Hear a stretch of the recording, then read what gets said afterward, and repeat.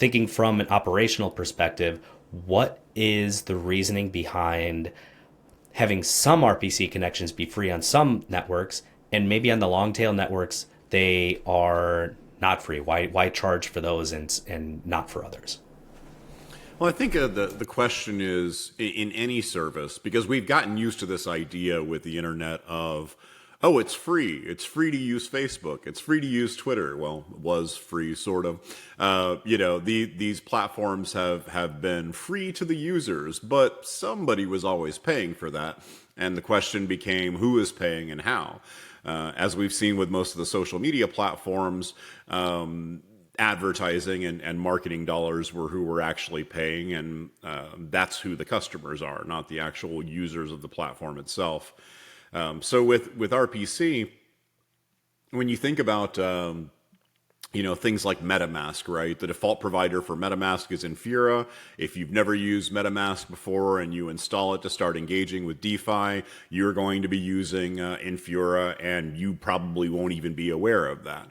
All of that is traffic that's going through their network that they are paying for, or they're being paid by MetaMask for, as the case may be. That's all a very sort of intermingled relationship there. And although you can change those RPC providers, you really kind of have to become an advanced user before you even understand how that's possible. So you're always looking at who are the middlemen and where are the dollars being spent in a transaction. I think one of the things that makes Pocket really interesting in being a permissionless network is it removes any need for human interaction at all in those equations.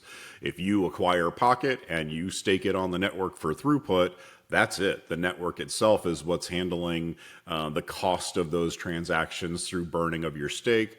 And no one is in the middle that you have to ask permission to be able to access a data source or anything along that line.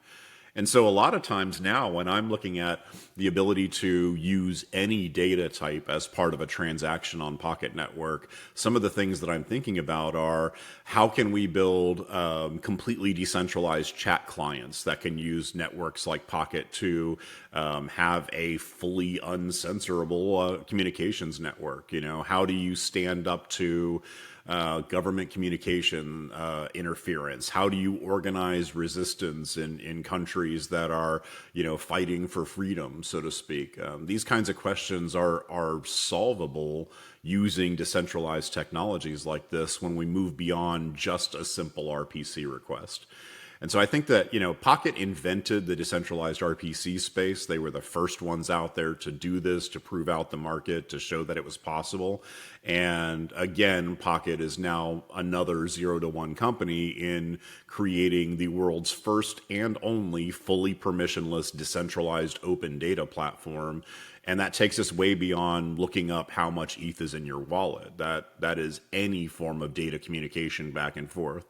So I think we are on the edge of there being a whole new class of apps that run in a truly decentralized fashion from top to bottom for core functionality on the internet, not just for DeFi.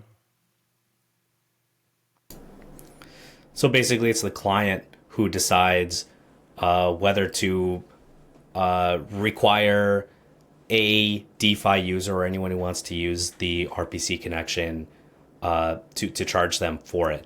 And then if it's not subsidized, then Pocket has an obligation to charge for it based on the business strategy.